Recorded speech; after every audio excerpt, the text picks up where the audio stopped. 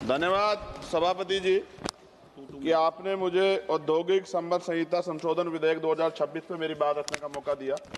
किसी को क्या बताएं कितने मजबूर हैं हम, बस इतना समझ लीजिए मजदूर हैं हम। सभापति जी, मजदूर का पसीना सूखने से पहले उसको उसकी मजदूरी मिल जाए, ये बहुत महत्वपूर्ण है। मैं धन्यवाद दूंगा बाबा साहब अम्बेडकर को कि 15 अगस्त 1936 को उन्होंने labour party of Indian labour party बनाई और उस मजदूरों की लड़ाई की शुरुआत की। 1942 में वो जब लेबर मिनिस्टर थे तो 12 घंटे से घटा के 8 घंटे काम किया, महिलाओं के लिए मातृत्व लाभ दिया और लेबर के जो सामाजिक सुरक्षा थी वो दिलाने का काम किया। अब मैं बिल पे आता हूं सभापति जी।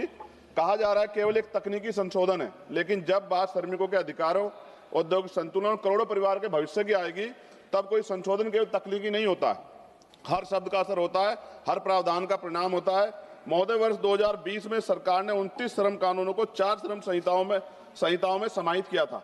उस समय विपक्ष ने कहा था कि सुधार के नाम पर श्रमिकों की सुरक्षा कमजोर ना हो जाए। महोदय, ये विधेयक कहता है कि पुराने कानून ट्रेड यूनियन अधिनियम 1926, औद्योगिक विवाद अधिनियम 1947, औद्योगिक रोजगार अधिनियम 1946 का निरसन वैधानिक रूप से हुआ है। लेकिन मैं सरकार से पूछना चाहता हूं, क्या पुराने कानूनों में मौजूद श्रमिक सुरक्षा प्रावधानों का मूल्यांकन किया गया है? क्या राज्य और श्रमिकों संगठनों से व्यापक परामर्श हुआ है? क्या अस्थायी आदेश अधिनियम के तहत श्रमिकों को मिलने वाली सुरक्षा कमजोर की नहीं हुई है? क्या जिनके लिए कानून लाए, क्या उनसे आपने कोई चर्चा की है? क्यों ट्रेड यूनियन हड़ताल पे है? सभापति जी, औद्योगिक संबंध संहिता 2020 के तहत 300 तक कर्मचारी वाले प्रतिष्ठानों को छटनी और तालाबंदी के लिए पूर्व अनुमति की आवश्यकता से मुक्त कर दिया गया। पहले ये सीमा 100 थी। देश में 70% से अधिक औद्योगिक इकाइयां 300 से कम कर्मचारियों वाली हैं। इसका मतलब बहुत बड़ी संख्या में श्रमिक अब बिना सरकारी अनुमति के छटनी का सामना कर सकते हैं। 300 कर्मचारियों की सीमा के तहत यदि छटनी आसान होती है तो सबसे पहले असुरक्षित वर्ग प्रभावित होंगे, जिनमें SC, ST, OBC के श्रमिक बड़ी संख्या में। मेरे संसदीय क्षेत्र नगीना में विश्व प्रसिद्ध लकड़ी नक्काशी उद्योग के लिए जाना जाता है। वहाँ हजारों कारीगर छोटे उद्योगों में काम करते हैं। सभापति जी, श्रमिक व पारंपरिक हुनर से जुड़े इस परिवार इस कानून से प्रभावित होंगे। हमारे क्षेत्र की अधिकांश इकाइयां 50 से 250 इकाइयों कर्मचारियों के बीच हैं। यदि 300 की सीमा के तहत छटनी की अनुमति बिना पूर्व स्वीकृति के दी जाती है तो इन छोटे उद्योग में कार्यरत श्रमिकों की नौकरी की सुरक्षा पर सीधा असर पड़ेगा।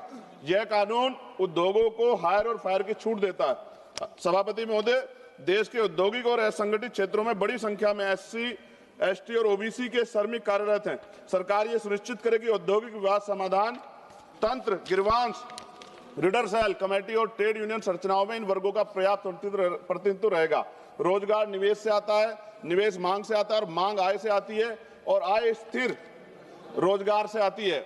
सभापति महोदय, हम सुधारों के विरोधी नहीं हैं, हम अस्पष्टता के विरोधी नहीं हैं, लेकिन हम ये चाहते हैं कि श्रमिकों के अधिकार सर्वोपरि हो, रोजगार सुरक्षा सुनिश्चित हो, यूनियन की स्वतंत्रता बनी रहे, राज्यों की भूमिका सम्मानित हो। नगीना के कारीगर केवल मजदूर नहीं है, वे हमारी सांस्कृतिक विरासत के संरक्षक हैं। उनके हाथों की कारीगरी भारत की पहचान है। यदि औद्योगिक कानूनों में बदलाव से उनके रोजगार में स्थिरता प्रभावित होगी तो यह केवल आर्थिक नहीं, सांस्कृतिक क्षति भी होगी।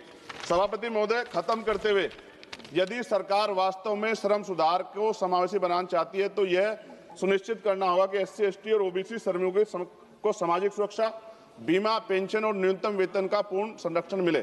सभापति महोदय, अगर हम उनके साथ होने वाले अन्याय पे लड़ने का अधिकार ही छीन लेंगे तो फिर कैसे वो अपनी बात को कह पाएंगे? हम भी जब यहाँ में मौका नहीं मिलता है, कोई बात होती तो हम भी तो विरोध करते हैं ना। आप विरोध का अधिकार छीन के इतना समय लागू कर देंगे तो सर पूंजीपति तो मार देगा ना उनको। क्या सरकार पूंजीपतियों के बारे में सोचेगी या करोड़ों मजदूरों के जिनके कंधों से देश बना है? इसलिए मैं आपसे आग्रह करता हूं, मैं इसको अपोज करने के लिए खड़ा हुआ हूं और मैं आपके माध्यम सरकार से आग्रह करता हूं इसमें उचित संशोधन करे जिससे कि श्रमिकों का नुकसान ना हो, उनके साथ अन्याय ना हो। धन्यवाद। जय भीम, जय भारत। अब्दुल राशिद जी।